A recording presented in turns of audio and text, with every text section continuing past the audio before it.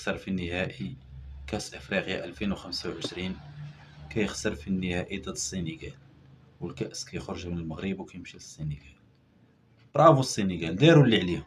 برافو. التعليق على المقابله اليوم، هو اللعابه داروا داكشي اللي عليهم، اللي قدروا يديروه داروا. يعني داكشي اللي قدروا يديروه داروه، وصلوا للنهائي. كان منتخب في المستوى بمعنى الكلمه، لكن ما استطاعش يفوز بكاس افريقيا. السنغال استطاعت تفوز بكاس افريقيا، عندهم مهارات كيستحقوا كاس افريقيا.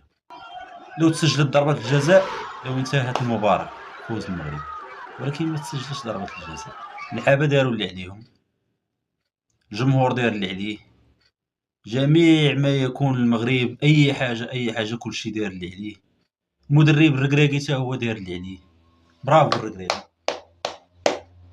كان الدفاع غادي بالقدره الالهيه، الحمد لله تمارك عليه بيت واحد، ولكن الدفاع راه كان غادي بالقدره الالهيه. برافو الركراكي. كنتمناو منتخب يجي لنا، منتخب جديد، منتخب يحافظ على بعض اللاعبين اللي كاينين معانا، وبعض اللاعبين اللي يمشيو بحالاتهم. الركراكي ما بغيتيناش ننتقدوك، ما بغيتيناش نضغطوا عليك، تضغطتي على الجمهور، خسرتي النهائي، عندنا ما نديرو لك. برافو عليك، كنحييوك. برافو عليك، درتي داكشي اللي انت كتفهم احسن منا في الكره، ودرتي داكشي اللي تقدر ديرو درتيه، ولعبتي النهائي وخسرتي النهائي ضد السنغال. برافو عليك. اذا خاصنا منتخب جديد، منتخب بخطه جديده. حنا جرينا على خليلوزيتش لانه استفز المغاربه، هذا هو السبب اللي خلانا اننا جينا بوليد الركراكي.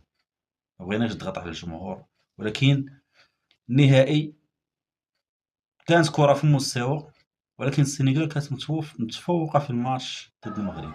كان يسجل لنا الهدف ونهيو المقابله، ولكن قدر الله ما شاء فعل.